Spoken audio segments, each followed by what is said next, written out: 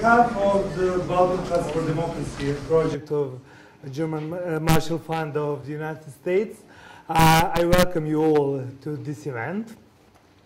Belgrade is these days in very good company because these days this the same survey is presented in many capitals in Europe and in Washington as well. So I'm honored to be the moderator of the Belgrade launch event of TransAtlantic Trends 2013. As you probably know, those polls during past 12 years became a real signal for policymakers, academics, not only in the EU, the United States and Turkey, but also the whole world, the signal of what's going on in this region and what are the public opinion about many topics, many transatlantic topics, including the economy, NATO, many foreign policy challenges, and of course, a rise of new world powers. After the presentation of the key findings of the survey, we are honored to have with us our two special commentators. It will be my pleasure and your pleasure to hear them and to debate with them. It is Mr. Matthew Palmer, who is political counselor of the United States Embassy in Belgrade, and Mr. Srđan Bogosavljević, the director of Ipsos Strategic Marketing. Thank you for coming, gentlemen, and I'm sure that we would have very good discussion because I know that in the audience there are so many people who are very familiar with these topics, and they will present us their opinion and maybe some questions for our commentators. And now I have pleasure to announce Ms. Biljana Dakić-Đorđević. She will present us all key findings of this year's survey. The floor is yours.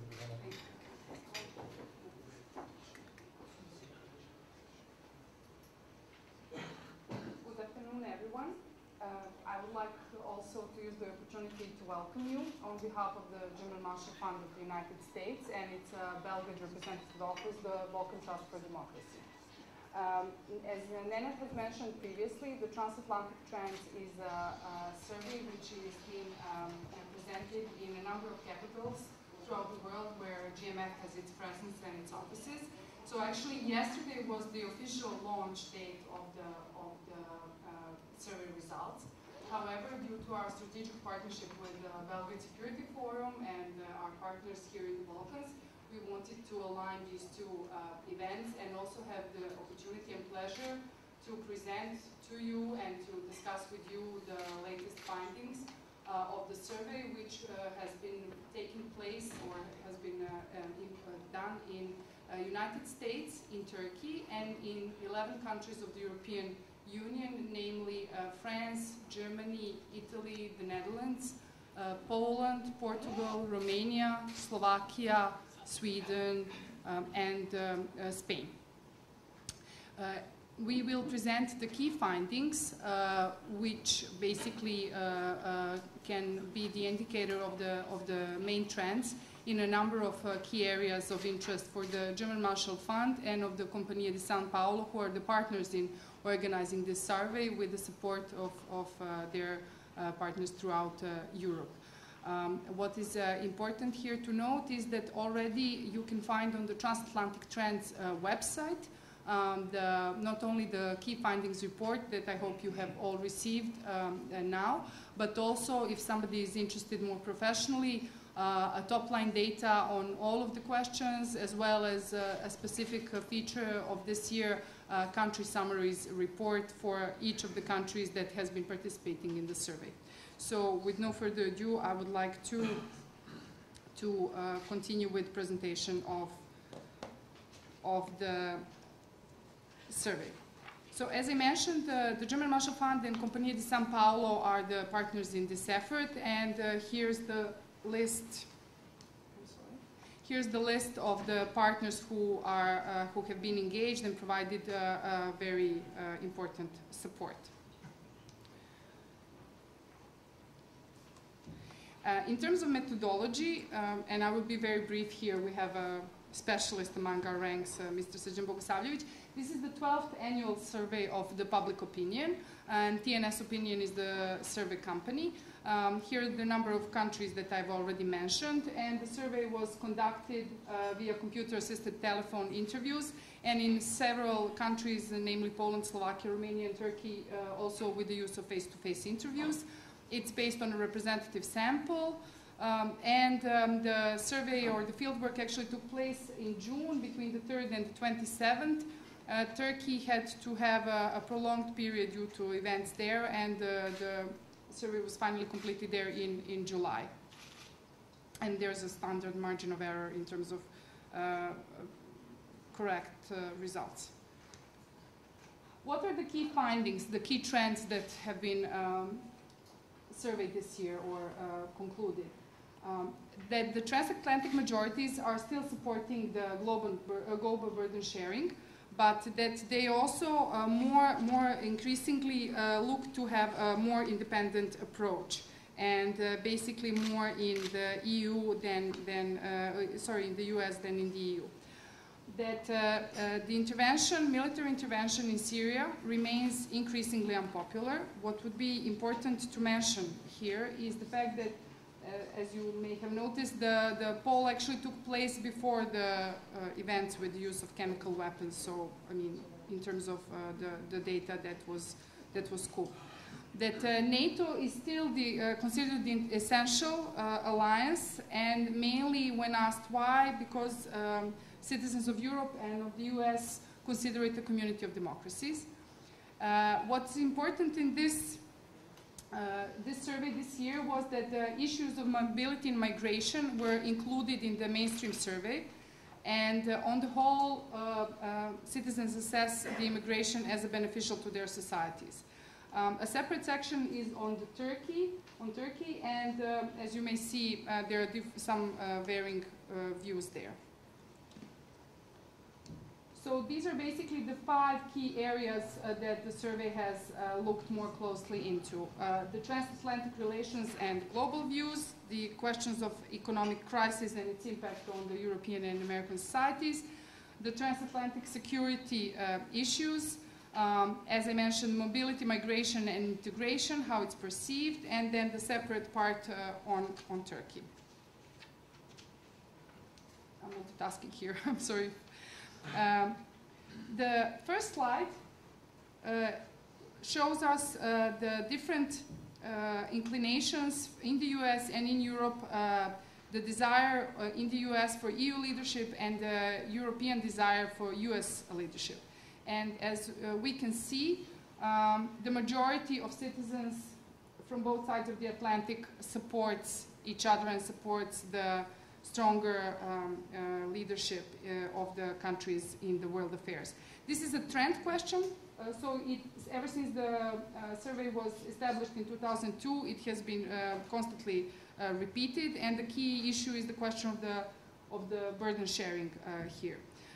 The majority of Europeans, 55%, would like to see a strong US leadership. And you can see basically a plateau in the last couple of years, which basically aligns with the years of the Obama administration. The levels of support were somewhat lower during the Bush era. However, there's a decline from the US side, and even though still the majority of 57% of citizens of the US is inclined to see stronger EU leadership, it's been going down. Within Europe, there are strong differences. Something that you can't really see here, but you can find more in the detailed report and top-line data, is that European countries themselves are quite divided on this issue. So those that show the majority of support for the US leadership are more or less expectedly United Kingdom, 65%, the Netherlands, 64%, Germany, 63%, Sweden, 62%. The lowest being in Turkey, 21%. What is the future of the US and EU partnership? The survey has tried to establish whether these two should take a more independent approach, whether the relations should remain the same as they are now, or whether they should come closer together. This is also a question that has been asked for a number of years, since 2004, and the trending of staying the same remains about the same. In European Union currently it's 25%, which is up 9 points since 2008. In the US it's at 30%, which is up 11 points since 2008. However, you can see the part of the countries which demonstrate a stronger desire to have a more independent approach, those being Italy, France, Spain, Portugal, and Turkey.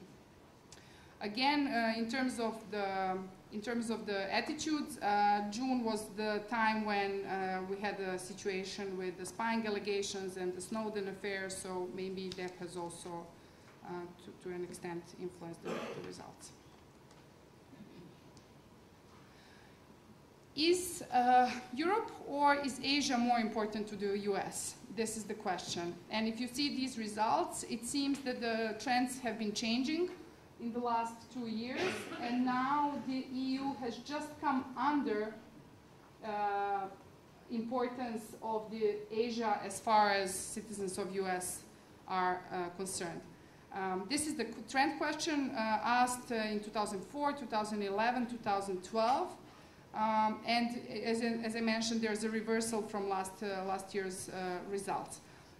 Contrary to this, and this is not on the slide, a majority of EU citizens, 64%, say that they prefer US over Asia.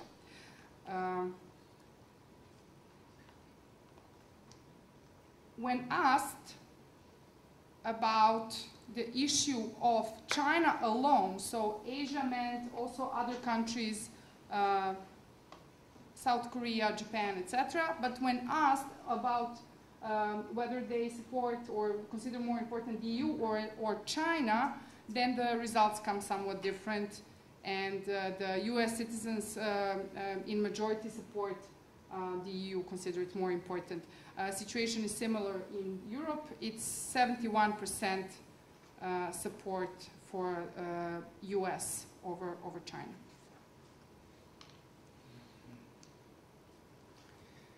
In many ways, China is perceived as the economic threat by a number of European countries. This is also a trend question repeatedly asked since 2007, in 2010, 11, and 12. Nearly 2/3 of Americans, as you may see, perceive China more as an economic threat than an opportunity. There are quite dividing views across Europe. The average is 46%, but you can see such large discrepancies. For example, in France, 2/3 majority perceiving it as economic trend, compared to, let's say, the Netherlands or Sweden, that are on the other side of the opinion, with the majority of them saying that actually China is an opportunity in Sweden. 60% of population, 61 in Netherlands, 49 in Romania, 59 in the UK.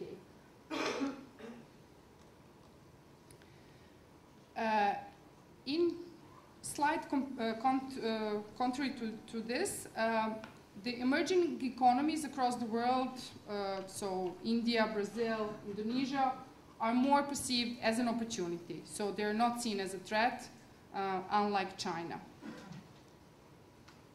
Number of crisis countries, be it Portugal, Spain, Italy, they're more likely to see China as a threat than an opportunity. This is a new question in terms of contrasting these two together. This is asked for the first time about the emerging economies, and actually there's an agreement on both sides of the Atlantic, and they're perceived as the opportunity. The 48% of US citizens that participated assesses emerging economies as opportunity, and as many as 64 in the EU.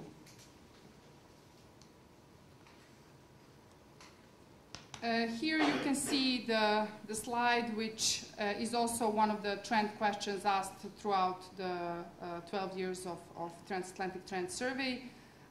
This year it's new for China. Last year it was, since 2012, it was asked for Russia. So you can see quite differing views in the US, EU, and in Turkey about these four global powers. In US, it's evident that there is a less strong opposition towards Russia and China than is the case in the EU and especially in Turkey, which has the prevailing negative views on all four.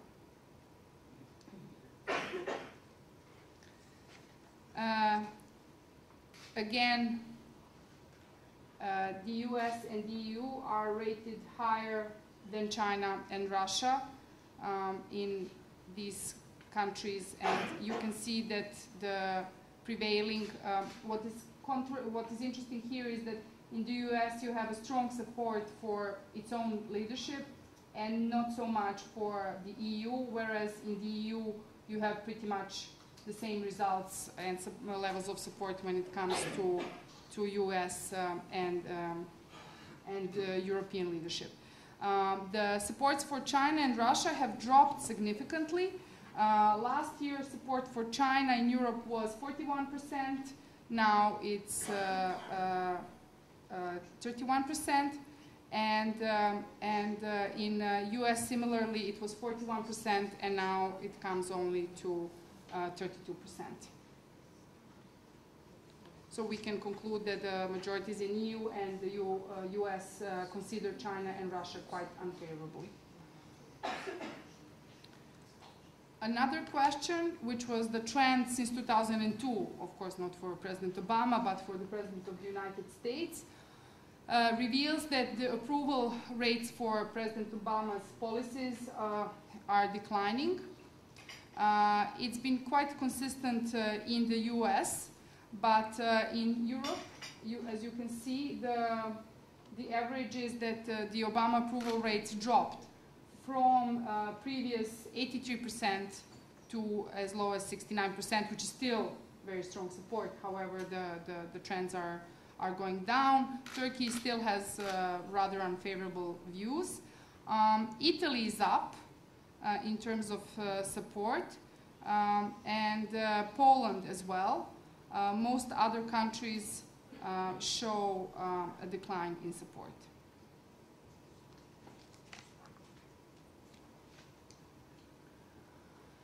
When they're polled about how would they rate their own government's performance, both in the US but particularly national governments in Europe, the situation there is probably much worse. Basically, throughout all of the European countries where the survey took place, except for Netherlands and Germany, the support levels for their own national governments have dropped. This is particularly true in the case of France, where it dropped from 66% to 45%. And in Portugal, of course, where it came from 55% to 40%. Spain also has a drop of 11 points from 38 to current 29. One should note that also in the US the drop is evident. It's as much as 13% to current 41%. So this concludes the first chapter on transatlantic relationship and global views, and now we come to the series of questions related to the impact of the economic crisis. When it comes to the impact of the economic crisis, we see that it broadens, as is the case since 2013. Now you can see the trends, and the situation is that 3 out of 4 Americans say that they are personally affected by the crisis, and as many as 2 in 3 Europeans. When it comes to European responses, one can see that they're highly divided. Most countries that are affected by crisis, their citizens in Slovakia, in Portugal, in Romania, suffer from the consequences of economic crisis more than, for example, is the case in Germany, where 44% of people say that they are affected, and 29% in Sweden. However, these trends are constantly going up, so the impact of the economic crisis continues to have a negative impact on European and American societies. When it comes to the assessment of the economic systems, most countries see that the economic system is unfair. 4 in 5 Europeans, so the 82%, consider on average the European economies to give more favor to some than to others. The situation in the US is somewhat less, 68%, but that's still a two-third majority.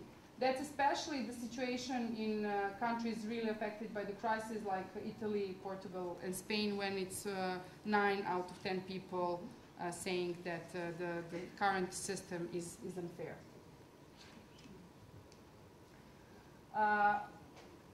In terms of approval or disapproval rates of the government's economic policies, as you can see, majority of citizens throughout Europe strongly disapprove their government policies.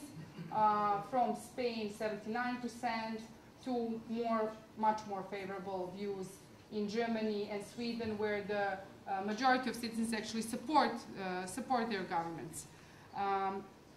The largest increase in disapproval from 2012 is in France, where it's up 17% from last year's survey, the levels of disapproval. Also in Netherlands, in Turkey, up 14%, but also in countries which are assessed as more positive, like Germany and Poland. It's the Poland where the dissatisfaction levels are up as many as 10%. How do European citizens perceive the impact of the EU membership for the benefit of their economy? Most of them consider it still good, and 57% of European citizens think that it's still doing well. However, if we note 2011, we see it's a drop by 10%. Especially the effect noted as bad is in Italy, 40%, and also in Spain, 44%. The rising negativity is in many other countries, like in Portugal, where it's up 17%, in Netherlands, as well as in France.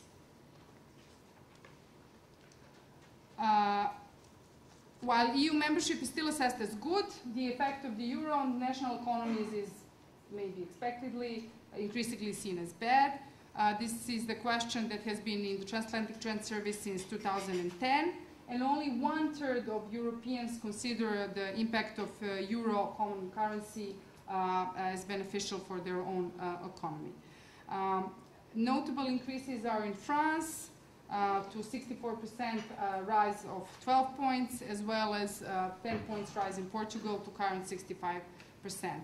Of course, those who are not in euro, like Swedes or the British, are even more negative about the impact of euro. The assessment of performance in terms of dealing with the economic crisis, about the own country's government, the EU policies, and German Chancellor Merkel, you can see the overview here, and you can see that clearly Merkel's rates and grades are higher than the EU, and especially when it's the question of the national governments. And this is especially the case, for example, in France, in Netherlands. You can see these very large discrepancies between the assessment of their own government's policies and Germany's Chancellor actions. This is not so much the case in other countries like Turkey or Portugal. Germany, of course, assesses all of those quite highly with main support for their Chancellor. This closes the second one. The transatlantic security is the third section, and this is something which has been this year, of course, mainly shadowed by the situation in Syria, Iran, and the threat of nuclear weapons, also related to North Korea, the cumbersome process of transitions in many countries. Also, one of the new questions was the legitimacy of the use of drones in warfare, where you can see a little bit later there are quite some differences in views. NATO is still viewed as essential, and you can see a plateau of support, which is basically converging in US and the EU. I mean, hardly any differences in opinions. The case in Turkey, being the NATO member with least levels of support for the alliance, is somewhat different. There are certain differences across the countries. For example, in Slovakia, the support is down by 7%. Also in the Netherlands and UK is one of the highest levels of support, overall 2/3 majority. So the situations are quite different. When asked why they consider NATO as essential, as mentioned in the intro, it's basically because it's perceived as the community of democracies. There's a broad agreement on this on both sides of the Atlantic. When asked why not, there are diverging views. And mainly the background of those is that the countries want to have a more independent approach. The issues of Syria's crisis have been on the front pages for many, many months. However, there's a broad agreement that there should not be a clear-cut intervention in Syria, and the trends, as you see, are such that the opposition to Syrian intervention is higher in 2013 than in 2012 in all countries. What's interesting here, you can't really see it, but is also the question that the margin of those who don't know, don't have the attitude, or refuse to answer has narrowed down. So it's now between 2 and 9% across the countries. Used to be double digits. This is a new question.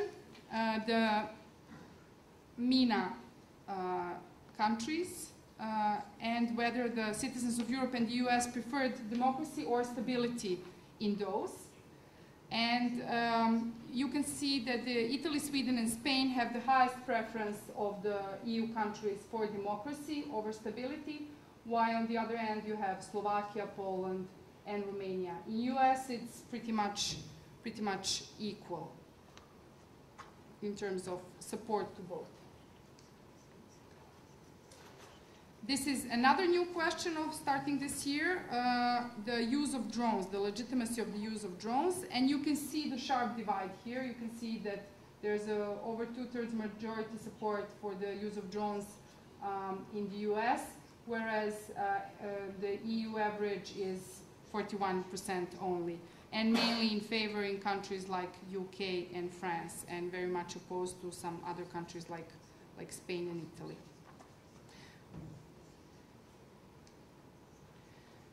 The fourth section, which was introduced this year, is actually based on a set of questions that have been asked since 2008 in a separate TransAtlantic Trends immigration survey. And now they have found their way to the mainstream of the survey. However, one should know that probably also for that reason, the questions are also, or the responses may differ a bit, because this survey is dominated by the issues of security, global views, economics, etc. Immigration is perceived more of a problem throughout the countries. And you see the difference in opinions, for example, in the United Kingdom, compared to, let's say, Germany and Sweden. Germany and Sweden are also the two OECD countries that have the most open migration policies, so that may also affect general opinions about this. Citizens are also mostly concerned about the illegal immigration, so those who are working or staying in the country without the permission of the national governments. And basically, there's a sharp difference in support or concern about legal and illegal immigrants. You can see that as low as 29% on the EU average and 25% on the US. In the US are concerned about legal immigration, whereas the percentages for illegal immigration are much higher. This is particularly true, for example, in France, where it went from 59% concern to 71% current in 2 years' time. In Germany, also from 56% to 72%. 9 points rise also in concern in the UK to current 80%, etc. Now, an illustrative data that shows that all countries overestimate the number of their immigrants. So the orange is the estimate, and the blue lines are the actual population. And you see probably that in the US and Portugal and Turkey, those discrepancies are the highest, which of course puts the challenge to the policy that one should more precisely define the migration policies and the actions related. Also, in overall, citizens consider that their governments, national governments, are poorly managing the immigration issues, and especially in US, for example, it's the 2/3 majority. The percentages are somewhat lower for the EU average, but if you see issues in Italy and Spain or even UK, you can see that there are negative trends there. Also in Spain, 9% rise in disapproval since 2011, and also in France, 7% in the last 2 years. This is something which resonates very much with some of the local problems here. Immigration is, in most countries surveyed, perceived as problem. This is, of course, not the case in more developed and less crisis-affected ones like Germany, US, Sweden, Netherlands. But if you look at the southern part of the continent, the results are quite staggering.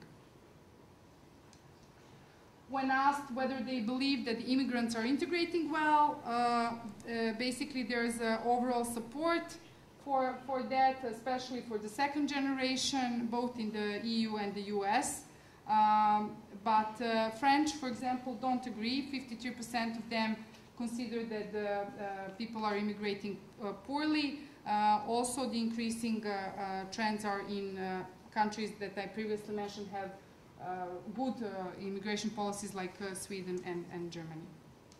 What is the economic impact of immigration? You can see here different aspects, how citizens of US, EU, and Turkey perceive that the migrants are taking their jobs, or do they think that they're filling the jobs, or are creating new jobs, or whether they're a burden to social services. When it comes to cultural aspects of immigration, something which is not on the slides here, generally there are favorable views, and 69% of Americans and 60% of EU average consider that actually the immigrants are enriching the national culture. In Turkey, that's quite different, only 33% support. I will just show the last slide. It's about Turkey, because this is the trend question since 2008. Whom should Turkey cooperate most closely? And as you can see, majority of people think that Turkey should go alone. And when combined with those that don't know, it's an overall majority. One should also mention that in the survey, Turkey turned out to be the only country that wants to increase defense spending. And also, it seems to be increasingly less affected by the crisis. To come back to the key findings, these are some of the conclusions that were also noted at the beginning of the survey. And I hope that they will prove to be a good basis for discussion. Again, one can find more data, or rather all data that's been released now on the TransAtlantic Trends website, and to follow through them. Thank you very much for your excellent presentation. Laptop has died, but she's alive for worker to the applause. There's so many information. I read that report, and I know that there's so many data that you need some time to process everything. I hope that we will try through this discussion with our commentators and with your comments and questions to explain all aspects, or at least some aspects of this whole story. Mr. Palmer, what are your first impression about those findings? Is there any surprise for you? Well, first of all, I'd like to thank Biljana and you all for inviting me today, and then thank you for the kind introduction. I'm not only a consumer of the information from the German Marshall Fund, I'm a big fan. This is an organization that's been contributing to the global conversation for years. It's one that we support. It's one that a role that we welcome, and we're grateful that you continue to play the role that you do. It's also a pleasure to be here for really what is the first session of the Belgrade Security Forum, and I know it's the first session because the room is full, and you're all paying attention. So it's a particular pleasure for me to be here today. I am here under conditions that diplomats, as a rule, find horrifying, which is on the record. Those are the three least favorite words for any diplomat in any set of circumstances. So you're going to have to forgive me if I'm significantly less interesting than I otherwise might be. For a politician, you know, the cardinal sin is to be caught analyzing the electorate in front of the electorate, right? You never want to do that as a politician. It's never good for you. It can only get you in trouble. For a diplomat, you never want to be caught analyzing politics or geopolitics in public. You can do it in private. We all do it in private. In public, when a diplomat does that, it's called news. News is bad. Don't make news. So with all due respect... News are good for me. With all due respect, rather than focusing in on the particular findings of this assessment or particular data sets that are here, I think what I'd really like to do is talk a little bit about the transatlantic relationship as I see it and I've experienced it. And then, you know, through Q&A, we could talk about some more specific stuff that's of interest to you. In particular, what I think I'd like to do is offer some reassurance about what I see as the canard, that the U.S. is somehow losing interest in Europe, that we have a new BFF in East Asia, and our attention in some way has shifted away from Europe and the transatlantic relationship and towards East Asia, and that there's somehow a zero-sum relationship in this, that the more attention we pay to East Asia, the less attention we can pay to Europe, and somehow Europe has slipped in importance to the United States. And I want to assure you all that from our perspective is not at all true and not at all accurate. The transatlantic relationship remains vital to the interests of the United States. It remains vital on its own as a conversation, as central to the global conversation about security, about global affairs, about the future of the planet and the future of humanity. And maybe a couple of, if you'll bear with me, stories, which diplomats love, to illustrate this. And I'll tell you about my own experiences in Cyprus. When I was there just before, during, and after Cyprus joined the European Union. And when I was in Cyprus, I would go, you know, regularly to meet with officials from the government of Cyprus, the Ministry of Foreign Affairs, and other agencies. And we would talk about Cyprus.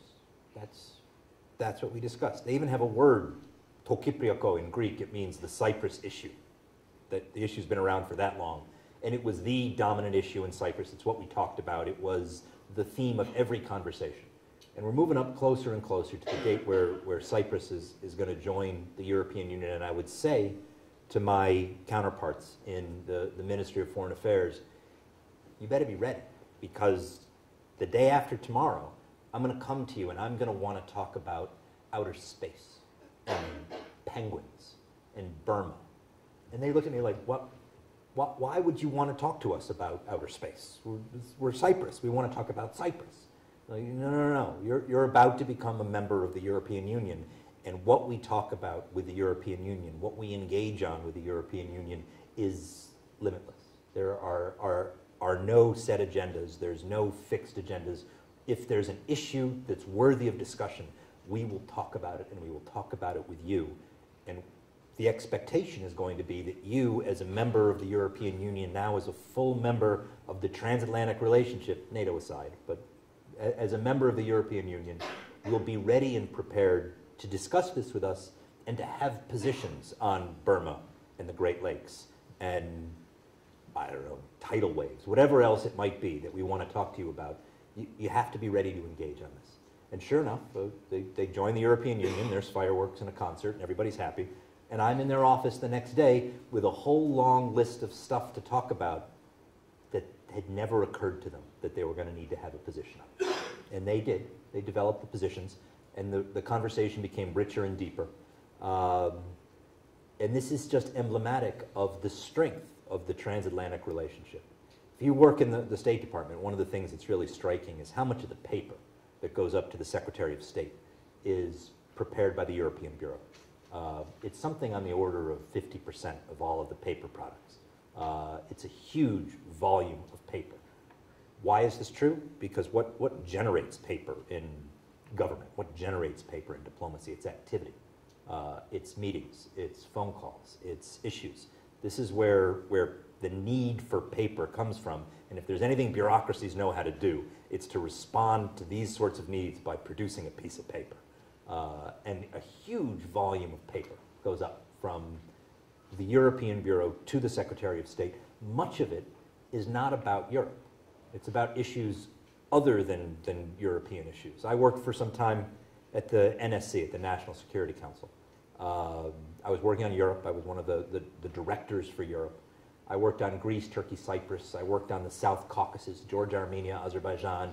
And I worked on a slew of Western and Northern European countries. And one of the things that was striking was, we'd have a meeting, the President of the United States would be meeting with the Prime Minister of Sweden or the Netherlands, and it's my job to prepare the paper for the President. What are we going to talk about? There'll be a little background in the paper about Swedish politics. Who's the guy you're talking to? But it's just background, because when you get to the point about issues, points, so stuff we're going to discuss, you talk about Sweden with the Swedish Prime Minister. You talked about the Great Lakes crisis in Africa. You talked about the Middle East. You talked about China. You talked about global trade. About Assange. Talked about lots of things. That was before. But I mean, the point here simply is that the agenda for the transatlantic relationship is much broader than the issues that are particular to that relationship. It is the global conversation. It is central to U.S. interests. It's central to European interests. It is strong. It is vital. And it will continue to be so for the foreseeable future. That's the lens that we view it through. And I think we can see from the data that you presented today that those relationships remain fundamentally strong, based on shared values, based on a shared understanding of the world, based on a shared vision of the way forward for humanity, for the planet. It's one that we value, it's one that we treasure, it's one that we work to preserve and to reinforce on a daily basis. And it's my pleasure and privilege to have been part of that for the last 20 years in government. And I will leave it at that. Thank you, Mr. Palmer. Well, I will not stop with the questions. I will force you to comment some of the findings for sure. We'll see. Okay, but give a chance to Mr. Bogosavljevic. He doesn't have this excuse that he's a diplomat. No, but I wouldn't be, so I could say whatever I want. But Thank you for inviting me. I guess it is because I was last year invited to do this, to be present in the same presentation, and I did last year the same thing I will do this year. I did this year, as I was listening this and take notes where we are in all of this, because the survey was not conducted in Serbia and Balkans. Obviously, I learned now that we are not only not regarding survey, but we are as an issue in transatlantic relations, but not as a partners up to now. So we are certainly the issue in your transatlantic talks. But just, I will go through my notes during the Biljana's presentation. The first issue was European Union. In Serbia, we are tracking this issue. We have a lot of data about this issue. And it's an event-driven issue. It's an enormous event-driven issue. If you look at the approval rate of Europe, it's going up and down depending on what's going on in our relation. The highest level was on the moment when we had European Song Contest, I think in Hyatt. So that was the highest approval rate we have for Europe, because then Schengen visa regime was adopted.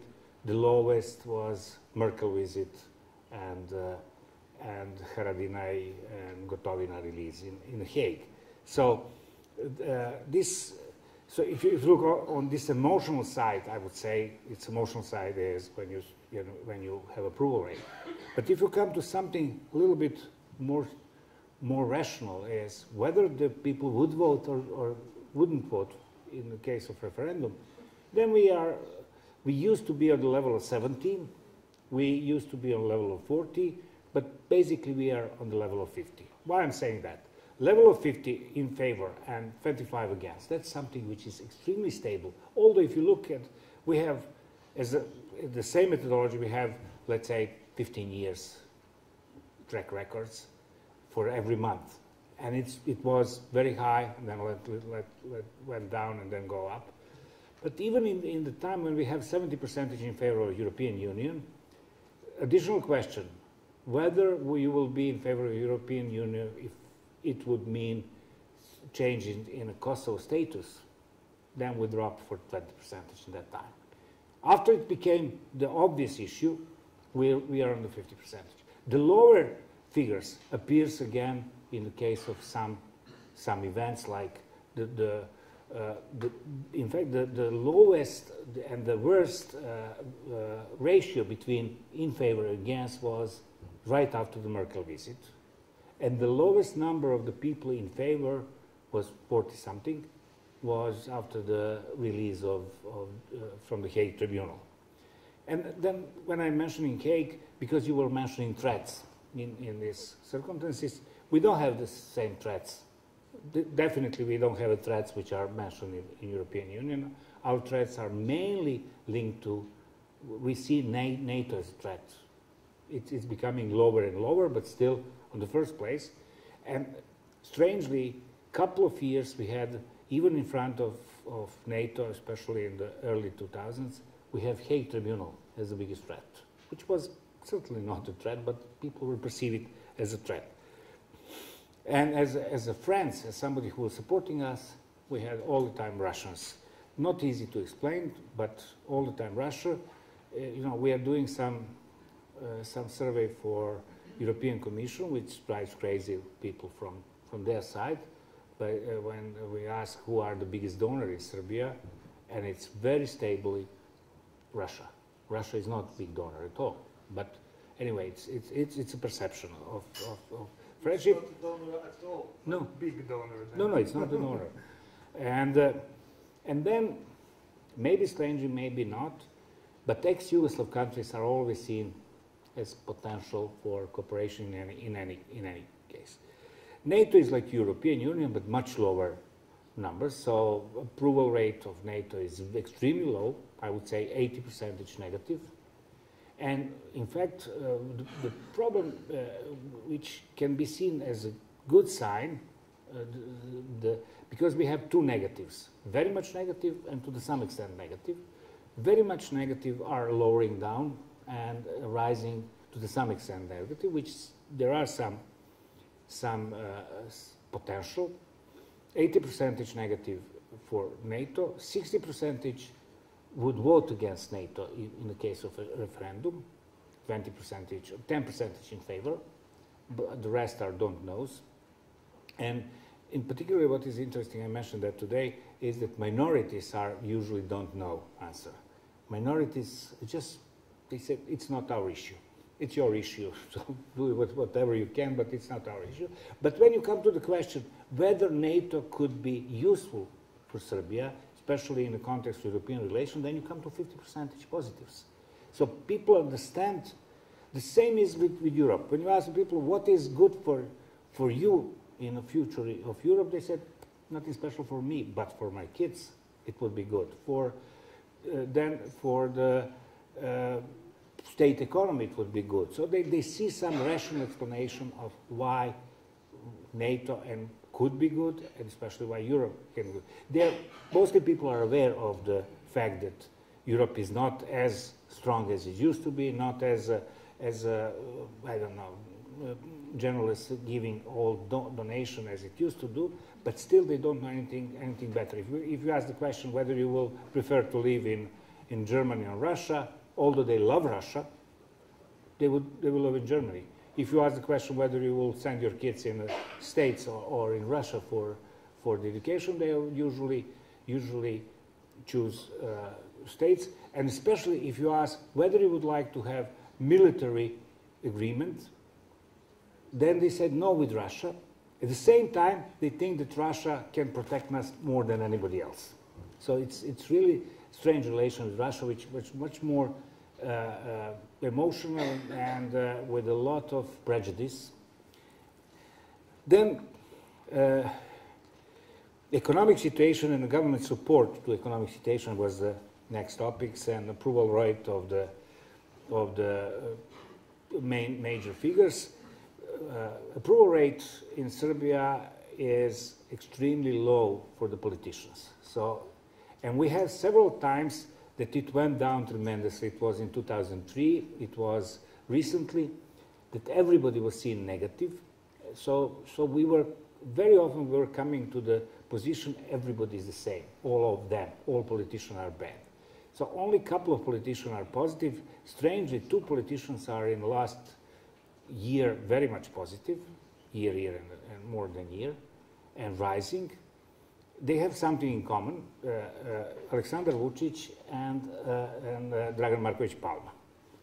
They are both very positive, and in fact they are both managing to present that they are deliver what they promise. So Aleksandar Vučić has an agenda which is state agenda, so we all know what and how he's handling this communication, his strategy. At the same time, Palma was the guy who promised that he will have giraffe in his zoo, and he had it. He promised that he would have a meeting with the ladies from Serbia, with the unmarried guys from the Jagodina, and that he would organize a trip to Greece, and he did it. So these 2 politicians managed to convince people that they are doing what they are promising. So they are the only 2 positive, net positive approval rate. At the same time, economic situation is not seen as a good, it's seen extremely bad. But you know, in our case, we are not really recognizing the difference between economic programs of the different parties. And there is no single party which will promise the worst economic situation in the future. So everybody is swearing that it would be much better. So in fact, economic issues can ruin the government. So it can be cause of their failure and why they're losing election. But you can't win election with economic issue, because everybody is swearing it would be much better. So the people are, we were witnessing that the SNS won election on corruption issue. We are witnessing in Macedonia that in a very bad economic situation, the current government won election on the in fact the issue of the Greek-Macedonian relation. So it's not always, economy is extremely important, but not the breakdown, not breaking issue. At the same time, in bad economic situation, objectively extremely bad, because we lost more than 400,000 working places out of 2.1 million. We moved to 1.7 million. We have in this moment more pensioners than employees. We have even more pensions than the salaries, because more than 100,000 salaries is not paid. But still, there are some patience to the government regarding economic issues. So people are seeing some light on the end of the tunnel without any real ground of that. The ground for that is harassment of, I would say, maybe bravely for this, but I think I could say that it's the ground for that is that they have seen harassment of Mišković, which is turning point of the popularity. So this is some kind of metaphor of justice rather than anything more than that. Economic crisis is something which is strangely not issue in Serbia. It was the issue up to the previous government, but now it's somehow disappeared from the media. So we are not satisfied with the economic situation, but we are not blaming global economic crisis anymore. There is more blaming corruption or previous government or everything else, but there are certainly the big deal of our crisis is caused by the global economic crisis, but there was a lot of people were mentioning as a problem economic crisis up to a year ago, and now it just disappeared from the public debate, from the media. Euro was the issue, and unfortunately, we don't have anything better than Europe. So, you know, when you are in a country in which, I don't know whether some of you were here during 1993, 1994, but we are among the rare creature in the planet which was felt and witnessing hyperinflation. The hyperinflation 1993, 1994 was 4% per hour. It was so many zeros that I didn't know what is the name of this number, so I recalculated on the hourly base. So 4% per hour. So when you have 4% per hour, if you're foreigners, you can ask your friends, Serbian friends, what does it mean, what they can buy with 3,500,000 dinars? And none of them would be able to tell you immediately. Everybody would have to recalculate in euros. Although we know that euro is not the best currency in the world, but we like it. So euro, if everybody wouldn't accept them, we will do that. Transatlantic security, so I'm finishing because now becoming the issue which we are not our issue. We don't see that NATO can protect us. It's something. We had several surveys in which we asked the Serbs and Albanians from Kosovo and Serbs from Serbia or in Macedonia or in Montenegro, in which side, what do you think, in which side NATO will be in the case of the clashes between the Serbs and Albanians, Serbs and Macedonians, Macedonians and Albanians, Montenegrins and Serbs, and there is two polarized answers. Always against Serbs, always in favor on Albanians. With Macedonian and Montenegrins, people were a little bit confused which side they would be, but with Serbs and NATO, perception is that they would be always on the opposite side of Serbs. So so NATO is not seen as a security for us. Even Russia, although it's mentioned quite often, but in fact, people would, it's not a big issue in Serbia, but if you force them to say what is the best way to secure our country, to develop our own forces again. So, and I will finish that now. My intervention or whatever with the last part of migration and mobility and integration of that. It sounds strange, but we are net positive country with immigrants, not as would most of people would think that lot of people going out of the country, not a lot of people going in the country. No, it's first of all, emigrating from Serbia is not easy. Nobody would accept us, so it's really difficult. So I know that in Canada we have the enormous number of the highly educated people, but it is, you know, Vuk Drašković once said 300,000 young educated people. Serbia doesn't have 300,000 young educated people because one generation is 70,000. It used to be, in my generation, it used to be 150,000. Now it's 70,000 newborn babies yearly, even less.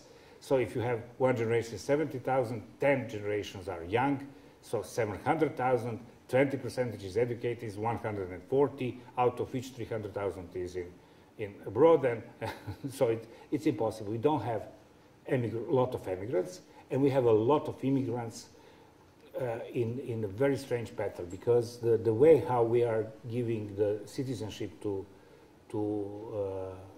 refugees is very creative. So it's not clear pattern. Not after some years they will certainly become the Serbian citizens. So they are becoming each year. A lot of them are becoming citizens, which are on the balance sheet becoming migration. Positive migration within the country. So the integration is the issue for us as well, but not in the completely different pattern of the Western Europe. So that's something which I have seen related to your presentation from Serbian point of view, and the Serbian data. And I'm here if there will be some additional. Thank you very much. Unlike Serbian domestic situation where politicians give promises and deliver results, I want to return to the situation in the United States. We heard President Obama, he gave promise to punish Syrian regime, but on the other side, at the moment, that is not the fact. And on the other side, we saw the fact that Americans and European citizens are strongly against military intervention. How do you comment that? How do you think that it is starting to be very hard to get public support for not only intervention in Syria, but on military interventions in the world at all?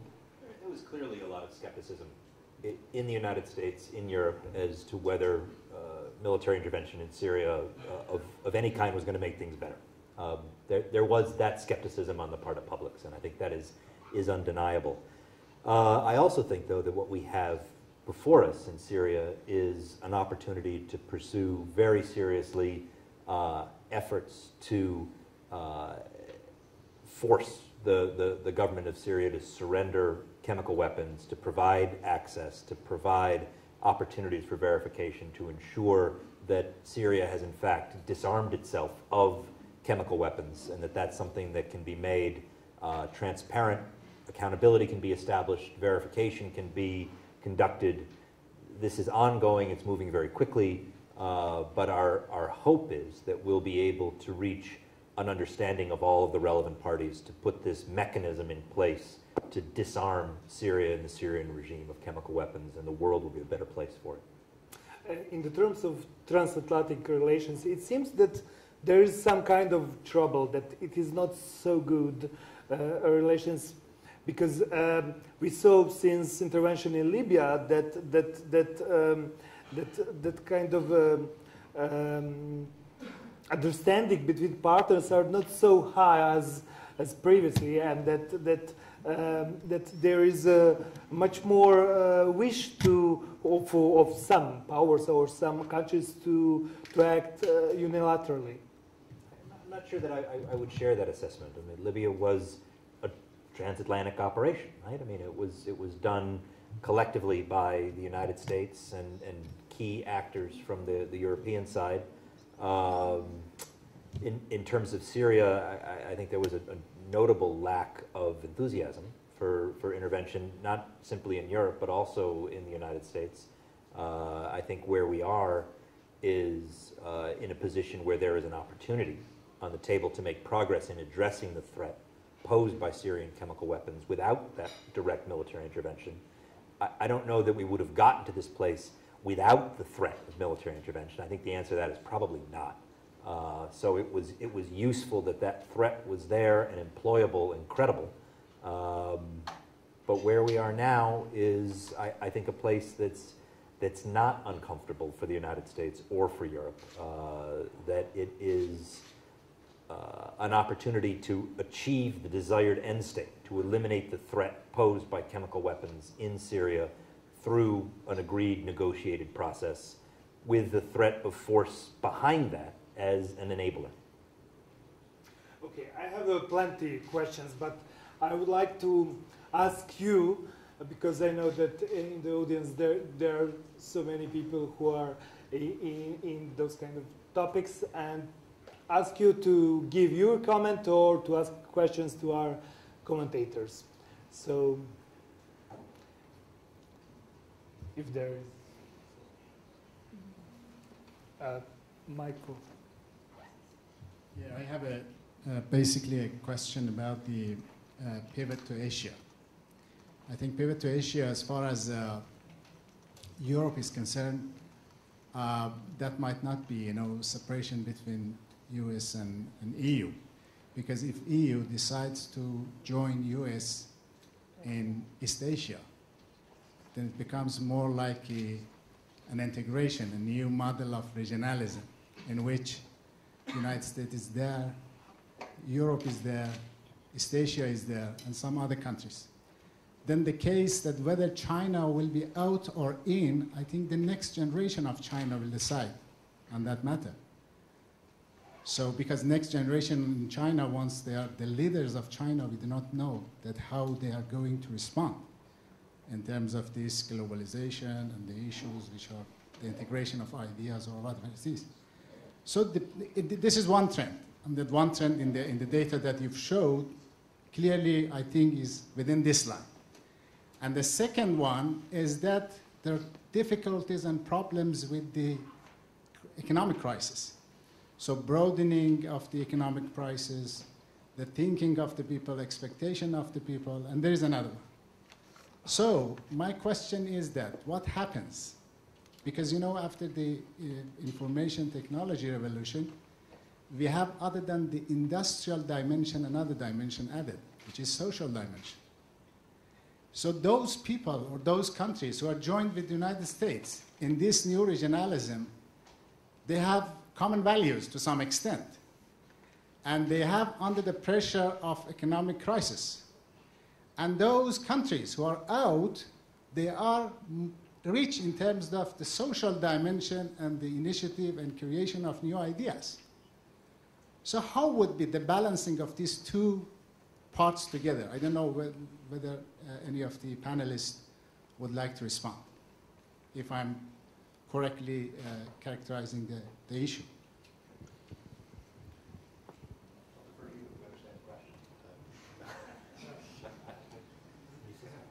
I'm not entirely sure that I understand the question, but I mean, maybe sort of looking at the issue of East Asia, Europe, and the United States, I would have a comment that may or may not be pertinent, which would be that there is in the United States an understanding of the United States as both an Atlantic country and a Pacific nation, that this is something that we see no contradiction between, that there's a dual nature of the United States. We abut both coasts. We are comfortable in Europe and in the transatlantic conversation, in the transatlantic relationships.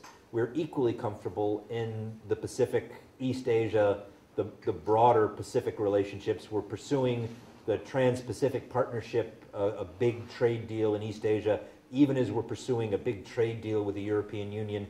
These things aren't in any way contradictory or at odds with each other. In fact, we see them as mutually reinforcing.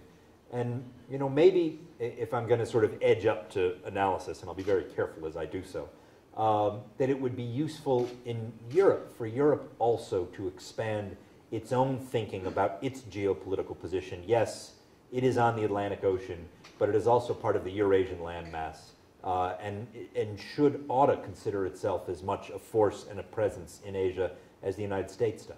So it would be useful, I think, in Europe if there was more conversation about Asia it would be useful if in Asia there was more conversation about Europe.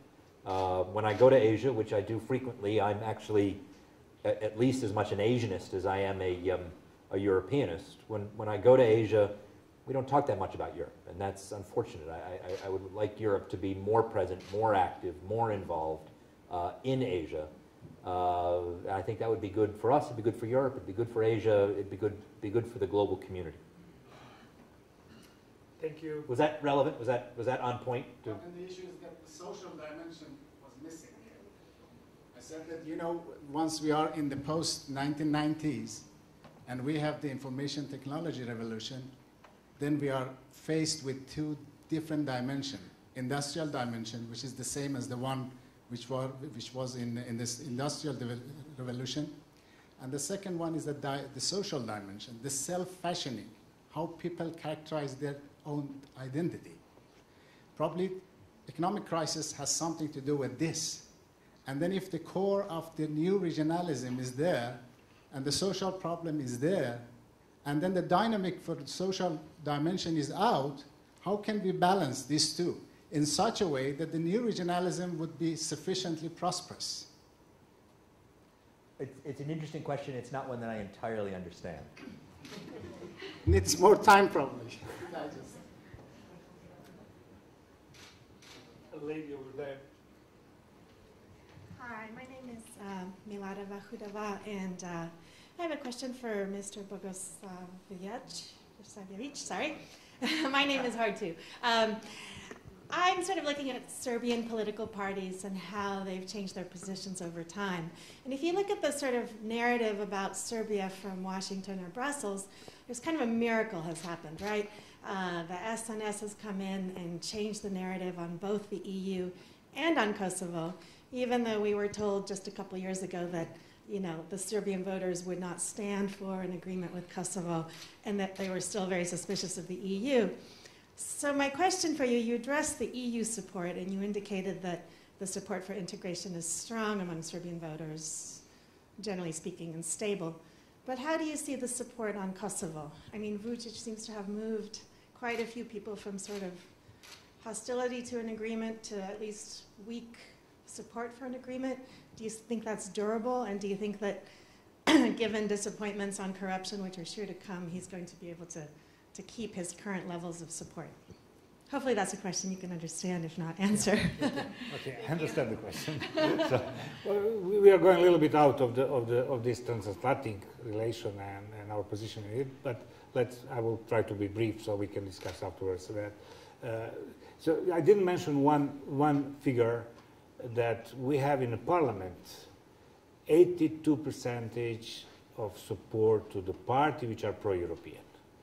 So we don't have even more. It's about 90 in this moment. So in fact, the major shift was the moment when we had traditional pro-European party in the parliament, and their voters are traditional pro-European and ready to accept a lot of things in which will go in this line, meaning Kosovo as well. So finding some solution on Kosovo, whatever would be the solution. But at the same time, these traditional pro-Europeans, they were in the last decade, they were at most in the parliament about 50%. With the shift with the new pro-Europeans, which has some, I would say, nationalistic past, it was much easier to them to demonstrate now that to show that the price must be paid. So now we come to this enormous number of the parties which are pro-European, and we are not all the voters of the SNS could be seen as, let's say, SNS could be seen as pro-European voters, but they are really believers, and they believe to what their leadership is doing.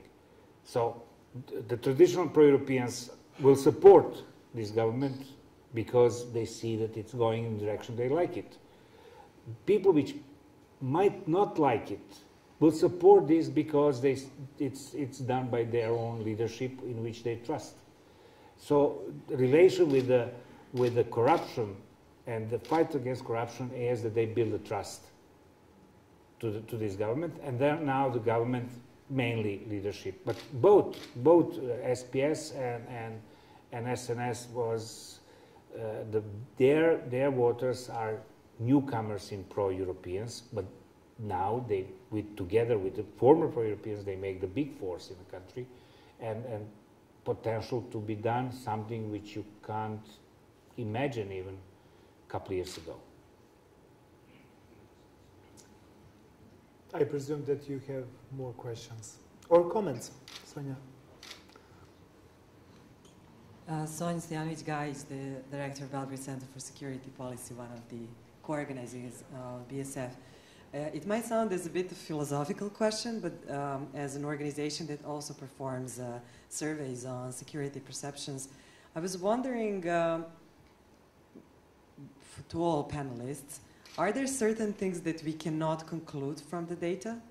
Are there certain things about transatlantic trends that we cannot understand just from these figures? And I'm not talking about future, because we can't just predict future, but are there any things that are just puzzling or you would need to find an explanation elsewhere? It's a bit maybe theoretical, but I think it's worthwhile exploring to push the boundaries of debate. There's nothing in the data that we've looked at today that leapt out at me as being especially surprising, right? That it's, a lot of it is consistent with conventional wisdom, but that doesn't mean that it's without value, right? That the plural of anecdote is not data. So it's useful when you have actual data collected under rigorous controlled conditions that you can then use as touchstones for your own understanding. We're no longer talking about perceptions and prejudices, we're talking about actual data that has been collected through statistically rigorous methods. And then you can use that as an analytical framework for considering where are you. And once you understand where you are, then it's easier to figure out how to get to where you want to go. And certainly you can't see everything in the data, because this data is evidence of perception, but why is like that? It's not easy to understand from this. So you can measure how many of the people are on this or on the other side, but saying 60% in favor and 40 against, meaning a lot, that 40 against is a lot. Why they're against, you can't see from that. So certainly there is a lot, but it's theoretical question, and I'm giving you a little bit theoretical answer, but it could be discussed a lot. When you're talking about something as soft as attitudes, it's good to have the latitudinal stuff. It's good to be able to look across time, look at trend lines. Any particular snapshot is likely to be misleading, but trend lines are important and useful. And if I can add, there are some questions and some answers which are the clear product of atmosphere in political era or its arena. It's totally clear that rise of negative attitude on China and Russia during this year is connected with a bunch of topics which are in Western media presented in more or less anti-Russian or anti-Chinese in some way. So that's my opinion, that some answers are they are good, but they could be changed for sure. I think so. So desirable answers. Yes. Or is it always this kind of influence? What I wanted actually to highlight is what Matt just mentioned, the trends. I mean, the relevance, the transatlantic trends, in terms that this is the frozen picture in a certain period of time. I mean, the field work was done in June, and certain events, if the poll was taking place now, would probably look slightly different. But during the presentation, I tried to highlight some of the very sharp increases or drops within only 2 years span, especially in terms of support or distrust towards national governments. So basically, looking at the continuum is something which I would hope gives more. This is useful because you ask the same questions every year. Of course, of course.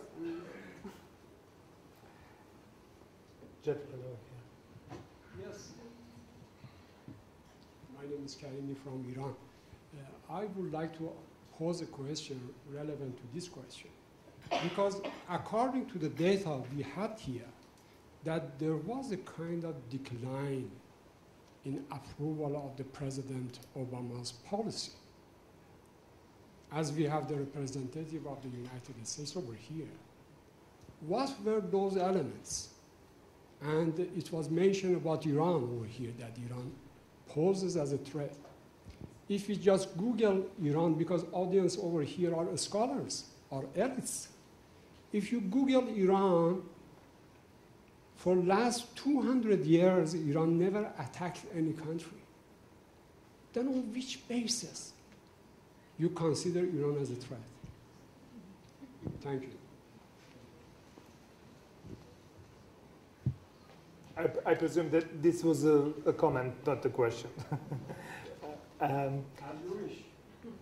Well, You are the chair. if you Honestly, I don't work on Iran. I'm really in no position to comment on Iran policy. I work on the Balkans. In terms of what the data shows, the data, as I remember, it wasn't about Obama's policies. It was approval of President Obama himself. It's a personal approval. and family foreign policy. Yeah, and you know, honestly, those trend lines I think are fairly common throughout a presidency. I think it's something that is not unusual in terms of people's attitudes as presidencies go on. I think if you were to go and look at data sets for other presidencies, you'd see similar trend lines.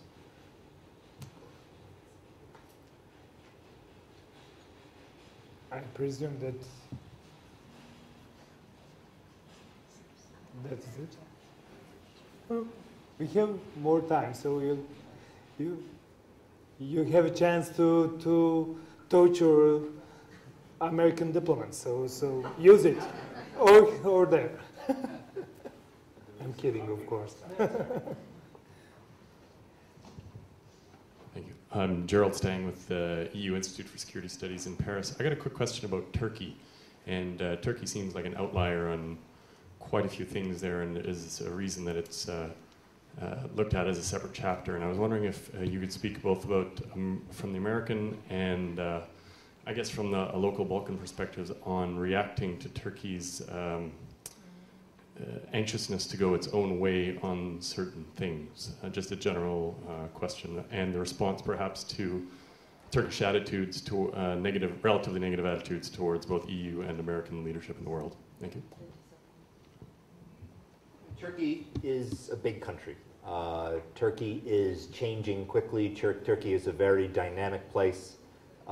Turkey is in a neighborhood that is a different kind of neighborhood than many of the other people from other countries in Europe that are answering the same questions. So it's not terribly surprising that you get different answers from Turkey, statistically significant different answers from the Turkish public than you will from other European publics.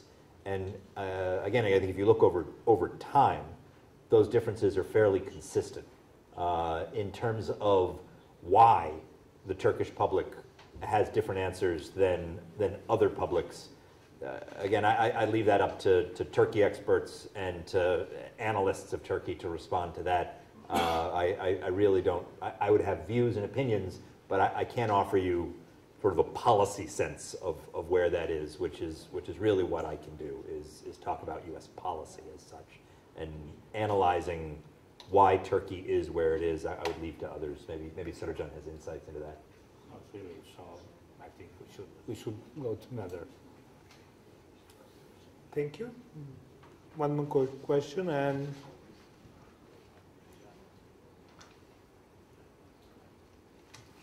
over there. Thank you very much. My name is Andra Bogdanovski from Analytica think tank Skopje. Since we've touched upon Syria some minutes ago, I have a question regarding, you also mentioned the fact that because of the threat of use of force, Assad agreed to comply or to follow Putin in his proposal. Now the question has been moved to the UN Security Council.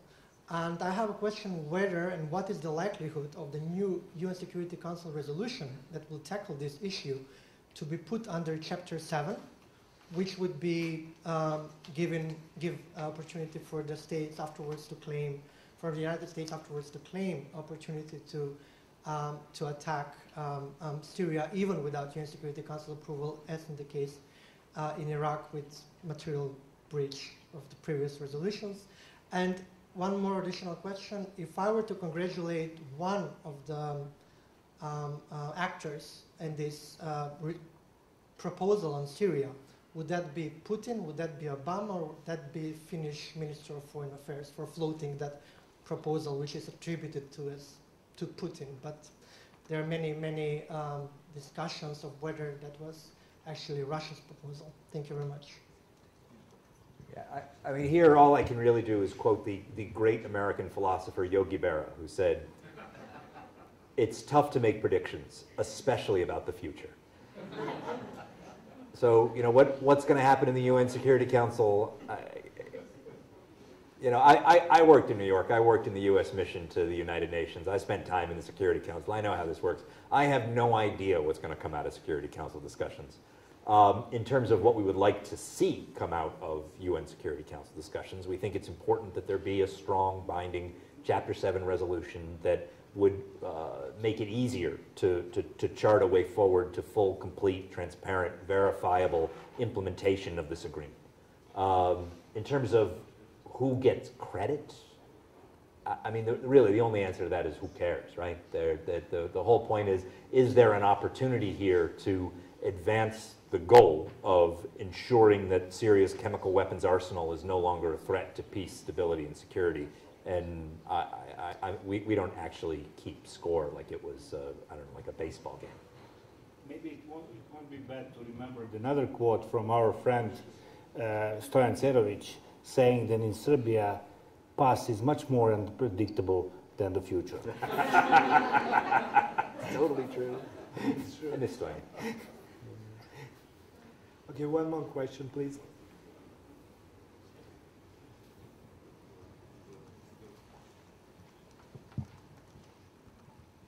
Thank you very much. Stanislav Sretenovic from the Institute for Contemporary History in Belgrade.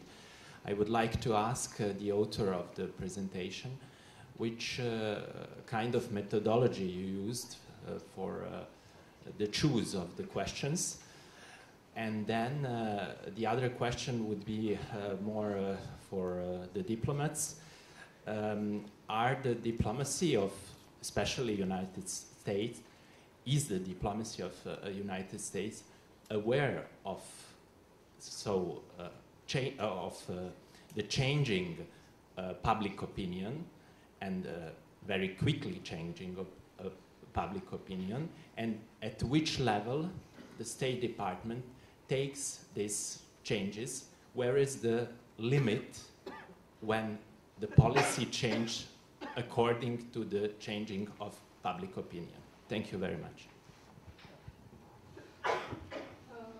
In terms of methodology used for the TransAtlantic Trends Survey, as I mentioned in the introduction, this is the 12th annual survey which has been performed using more or less same set of methodology standards and framework.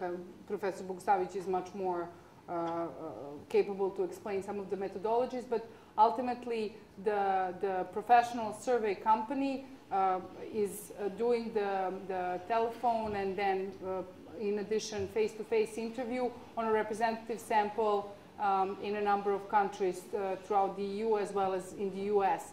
In 2002, when the survey started, there were 6 EU countries involved, and that number has been on the rise ever since. Last year, actually, there were one more country included on the EU side, that was Bulgaria. And also the survey was performed in Russia last year, which was not the case this year, so you had some additional data to compare and to follow. But the choice of Turkey, I think, this year is obvious in terms of its internal situation as well as the external threats and attitudes that these generate within Turkey. So basically, it's a similar set of standards. Also, as I mentioned, this migration set of questions found its way into the mainstream survey. The transatlantic team of the German Marshall Fund, led by Constanze Stelzenmiller in Berlin, basically worked on both sides of the Atlantic to collect data and to prepare this report, which is in front of you. Much more data in detail and in offering ability to opportunity for comparison is available online, as well as in contact with people from the GMF that are directly focused on this, from Constance to Josh Rayner to a number of others. But you can find much more information on the website. And it's good to just clear up the situation that none of the authors are here. So we don't have authors here. Yeah. Authors are, it is commissioned by the German Marshall Fund polling agency, which is one of the top polling agency did it, and based on what they are asked, they provide the questionnaire, which is approved by the German Marshall Fund, and then did it in a standard way. There is nothing particularly interesting in sense of methodology. This is one of the most standard methodology used for that. In terms of the interplay, the interaction between public opinion and policy, that's actually a relatively easy and straightforward answer. That, you know, one of the great things about working in a democracy is that there is an established mechanism for taking public opinion into account in the formation of policy. It's called an election. And you know, ultimately, I work for politicians, right? I work for elected officials. I work for Barack Obama. He's the President of the United States. He was elected by the American public on the basis of the programs and policies that he put forward to the American public in a very long, torturous campaign in which no stone was left unturned. As we move forward in implementing policies and crafting responses to challenges, do we pay attention to what people think of? I mean, of course we pay attention to it. But the ultimate mechanism for accountability, in which your government, which the American government is held to account by the American public for the policies that it advocates and the policies that it elects and the policies that it implements, is the electoral process. We have one every 2 years, and you can kind of track the response of the American public to the performance of the government through the outcomes of the elections. Okay, one more question over there. Thank you. My name is Angelusha Marina from Pristina Council on Foreign Relations. Thank you, Biljana, for a very interesting presentation. My question is more out of curiosity to Ipsos, to Mr. Bogosavljevic.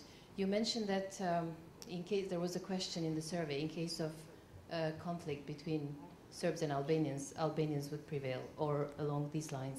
I'm just curious.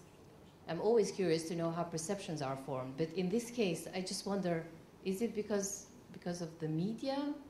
I don't know, media pushing for this kind of a perception. I mean, Albanians are not known to have won many wars. So I just wonder, where did this come from? Or was there a sub-question that would trigger this kind of, just out of curiosity? Thank you.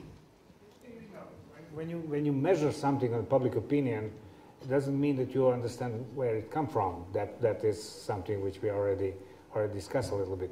But I think this is obvious. It's the track record is like that. That most of the people will say that because, you know, Serbia was bombed because of Kosovo. So that's the final outcome. Unfortunately, NATO never admitted they won the war. So we don't know what is the outcome of this war finally. But the result is very clear. Serbia was bombed because they did something nasty in Kosovo. What they did in Kosovo is not really well known in Serbia, and it's something which tends to be forgotten. It's obviously people understand that it was not good for them, so they tend to forget it, and it will, as time is passing, there is we did quite a lot of surveys and studies on the perception of the truth. They don't like it, this truth. Nobody likes this truth, so the perception of this truth will disappear by the time just a general picture, and this general picture is clear. In the case of real clashes, NATO was on the opposite side, and that's why people. I'm speculating because the survey gives you only this perception that the NATO would be always on the side of the opposite side of Serbs. but we can speculate why it would come from. Please, Mike. Warning me not to provocate. Jelena Milic, Center for Atlantic Studies. I know it's always tempting to grill U.S. diplomats, in particular Matthew, but can I grill you, Nenad, as a contributor to Politica Daily? Thank you. I mentioned that I love you, Jan? I knew that. Nenad, I know that you are here in a different capacity, but I really can't resist. I mean, most of us who are interested in Serbian internal affairs either sneak peek or are out of the closet and gain it from tabloids. But when it comes to global affairs, we still kind of rely or read Politica, and it brings some kind of responsibility.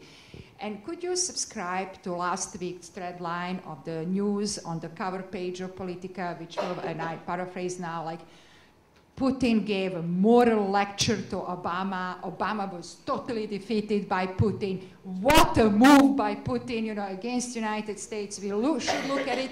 And in January, the trend of posturing Assange, a reckless person, as the pillar of the freedom of journalism in Politica. Do you subscribe to these trends? Because Politica do shape our public opinion about whether we should lean towards political West or towards political East. Thank you.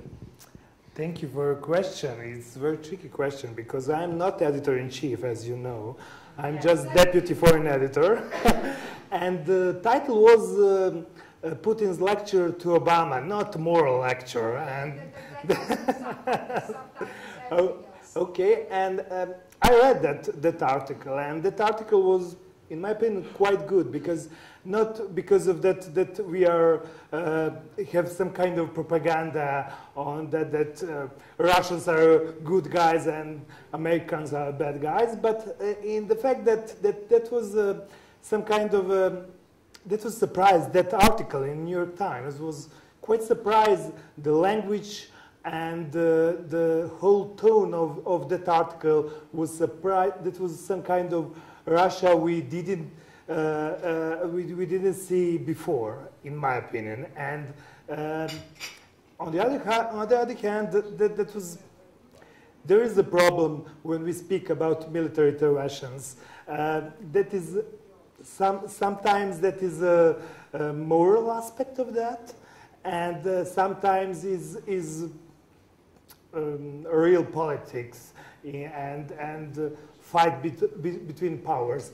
I think that the day after that, we had an article also on the front page, and that was American response to Putin. So, Did you read the same paper last week?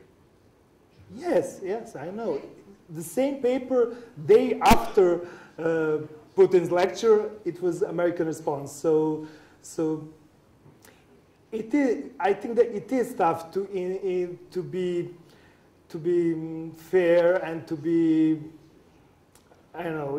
It also it depends of senior editors. So so I cannot. I defend my paper absolutely, but sometimes. And on the other hand, for sure, Mr. Bogoslavich will confirm that.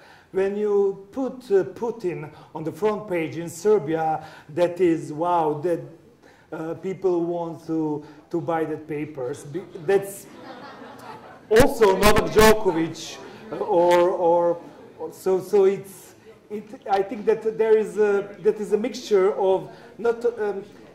Very often when people read Politica or some other mainstream papers in some other countries, want to see that subcontext. For sure, very often there is no subcontext in some articles. Sometimes that is just reporting.